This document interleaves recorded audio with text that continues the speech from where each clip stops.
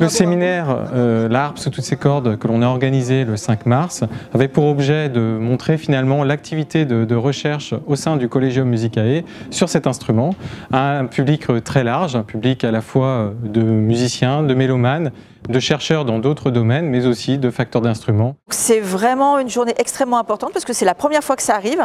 Je n'ai pas connaissance qu'il y ait déjà eu ça sur un instrument de musique. Et donc on a la chance là d'avoir les meilleurs spécialistes sur les harpes dans différents domaines et en associant aussi bien des spécialistes, on va dire, du domaine théorique et des spécialistes du domaine pratique.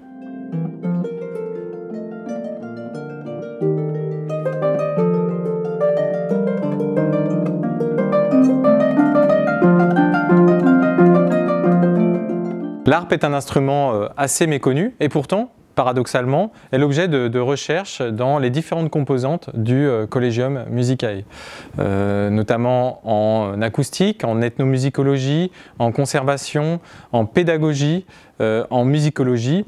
Donc naturellement, on s'est dit que c'était l'occasion, les séminaires du Collegium Musicae, de proposer la découverte de nos recherches.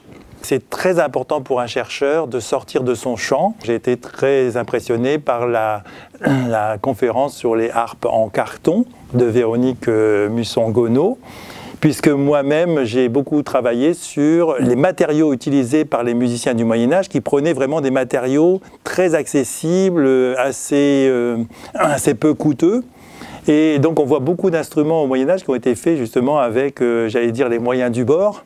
Et c'est intéressant de voir qu'aujourd'hui, on retrouve des instrumentistes et des musiciens qui sont soucieux d'avoir des instruments moins chers et de travailler avec des matériaux peu coûteux. Donc là, on retrouve des démarches très très proches. Au cours de cette journée, il y a eu plusieurs faits marquants. On peut noter l'intervention d'un harpiste gabonais et qui présente son instrument et présente la manière dont on joue cet instrument.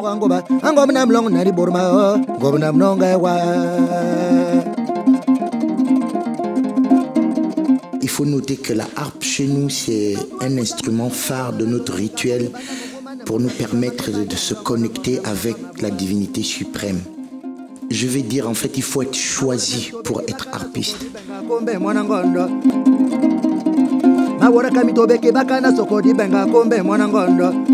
On pourrait aussi noter un autre fait marquant, c'est la classe du pôle supérieur Paris-Boulogne-Billancourt qui a proposé un panorama sur 250 ans de répertoire de l'instrument, avec des œuvres qui ont commencé par Handel jusqu'à Cavana.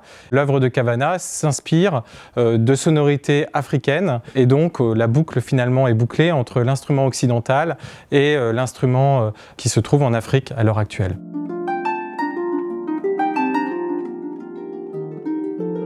Le Collegium, ça a été l'élément moteur pour construire cette journée. Le Collegium rassemble un ensemble d'institutions qui travaillent sur le domaine musical.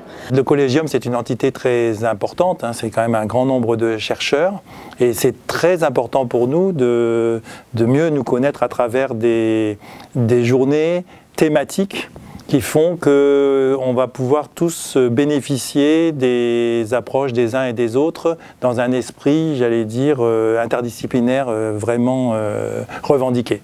Le rôle du Collegium est finalement de regrouper l'ensemble des forces vives autour de la musique, autour de Sorbonne Université et de ses partenaires.